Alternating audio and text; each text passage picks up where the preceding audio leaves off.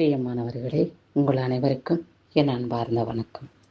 நீதிமொழிகள் 16ஆம் அதிகாரம் 7வது வசனத்திலே கர்த்தர் நமக்கு வெளிப்படுத்துகிறதான வார்த்தை என்ன என்று பார்ப்போம். ஒருவனுடைய வழிகள் கர்த்தருக்கு பிரியமாயிருந்தால் அவனுடைய சத்துருக்களும் அவனோட சமாதானமாய் இருக்கும்படி செய்வார்.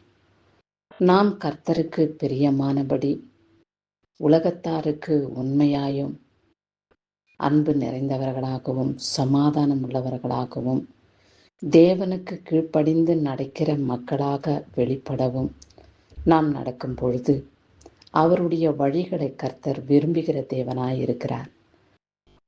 நம்முடைய பாதை கர்த்தருக்கு பிரியமானதாக காணப்பட வேண்டும். பாதை என்றால் என்ன?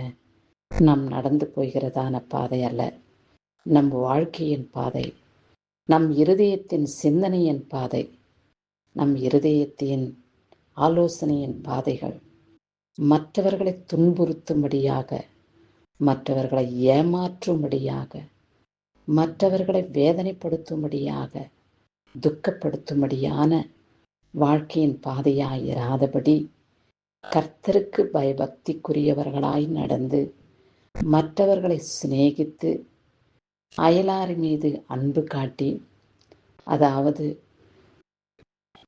மற்றவர்களை நாம் உடன் பிறந்தவர்களாக நேசிக்கும் பொழுது ஆண்டவருடைய கிருபையின் கரம் நம்மளை தாங்குகிறதாம். நம் குடும்பத்தாரை முதலாவது நாம் நேசிக்க வேண்டும். அவர்களிடத்தில் நாம் அன்பு கூற வேண்டும். பிறகு அயலாரிடத்திலே நாம் அன்பாய் இருக்கிறதை கர்த்தர் கண்காணிக்கிறார். கர்த்தருடைய கண்காணிப்பின் வழியிலே நாம் நடக்கும் பொழுது நம்முடைய வழிகளை அவர் பார்க்கிறார் என்ற தெய்வ பயத்தின் இருதயம் நமக்குள் இருக்கும் பொழுது எல்லாவற்றிலேயும் நாம் கவனமாய் செயல்படுவோம். ஞானமாய் செயல்பட பரிசுத்த ஆவியானவர் நமக்கு உதவி செய்வார். நம்மை சிநேகிக்கிறவர்களை காட்டிலும் நம்மை பகைக்கிறவர் சத்துரு நம்மளோடு கூட சமாதானமாய் இருக்கும்படி செய்வாராம்.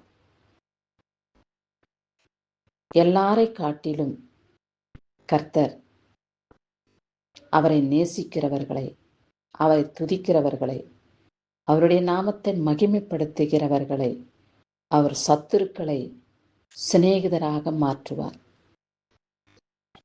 அவர்களுடைய சத்துருக்களை அவர்களுக்கு